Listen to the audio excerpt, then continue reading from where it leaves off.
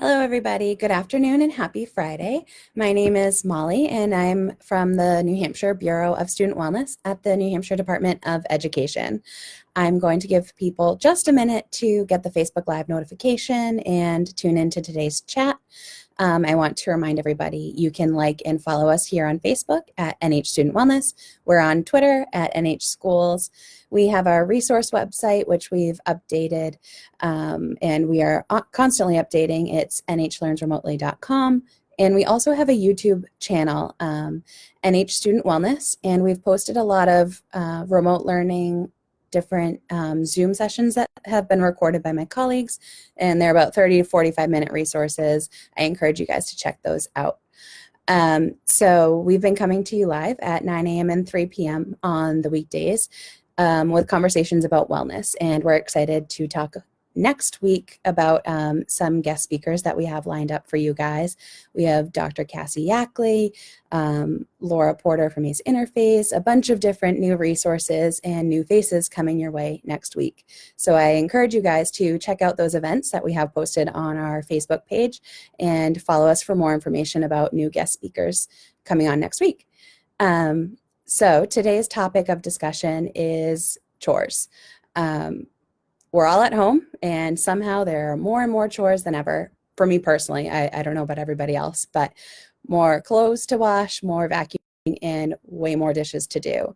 So today I'm here to talk about how we can take chores or other daily tasks and turn them into learning opportunities for ourselves, our students, our families.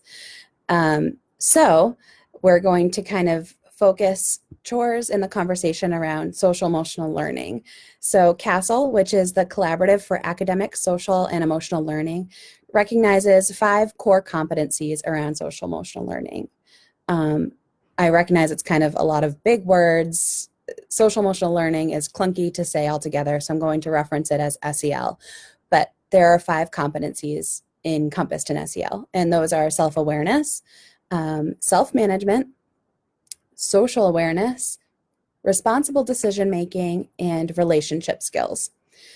So CASEL essentially states that SEL enhances the student's capacity to integrate skills, attitudes, and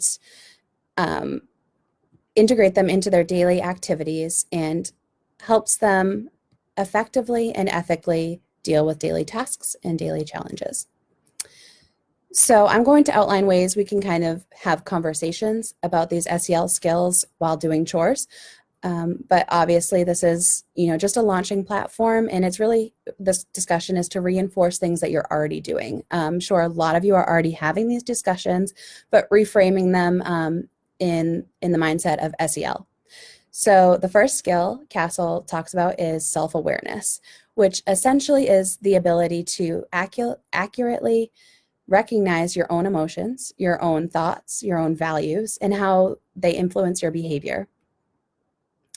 So you can talk with your student about your student's strengths or challenges with chores. Before you even get into chores, you can have a conversation about what your student or your child or family member thinks might be their most successful chore. Maybe they think they're really good at doing dishes.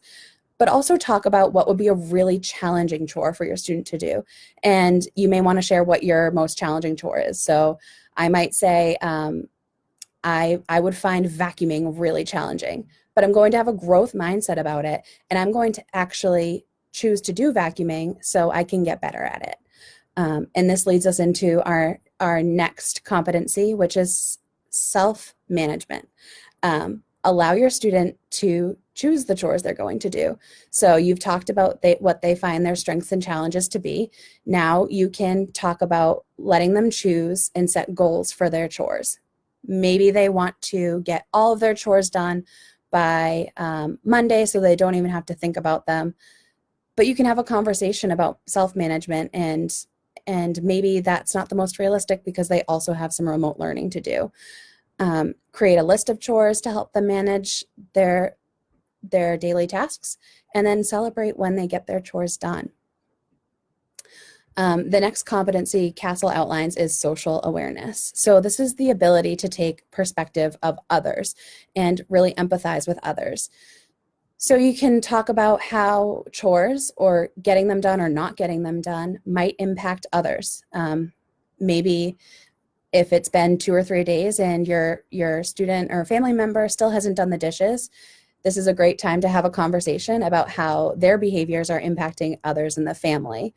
Um, you can expand your circle of concern, talk about recycling and how if they were to not separate out paper and plastic, who that might affect and impact, and what kind of downstream impacts does not recycling altogether have for not just ourselves and our community, but the world if we weren't able to recycle or if we didn't recycle.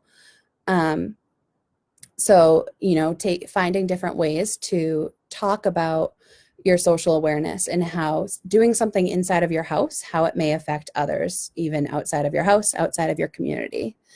The next competency Castle outlines is responsible decision making. So we already said, let your learner choose which chores they're going to do. Now you can have a conversation about when they're going to do their chores. And maybe your student chose a very not responsible time to vacuum. Maybe you just laid their sibling down for a nap and they chose now to vacuum and put away the loud dishes. So have a conversation about, what would be a more responsible time to get them done. You can also talk about, before you even get into the topic of chores, have a conversation about when you want their chores to be done by, because you can imagine if you say, I want your chores done by Tuesday, and their chores are dishes, you need to do dishes pretty much every day, at least in my household. So responsible decision making about when and how frequently chores need to happen. And the last competency that Castle outlines is relationship skills. And the best way to kind of talk about this is through modeling and just encouraging your student while they're doing chores before and afterward, and modeling what it looks like to have great relationship skills. Castle explains relationship skills as the ability to establish and maintain healthy and rewarding relationships. And it's essentially the ability to communicate, to listen, cooperate, resist social pressure. So you can model a lot of these things just as you are recognizing your student doing their chores. So negotiate is a great one. When you notice that your student isn't doing what they promised to do, kind of negotiate with them about what would be a good time to do their chores, or,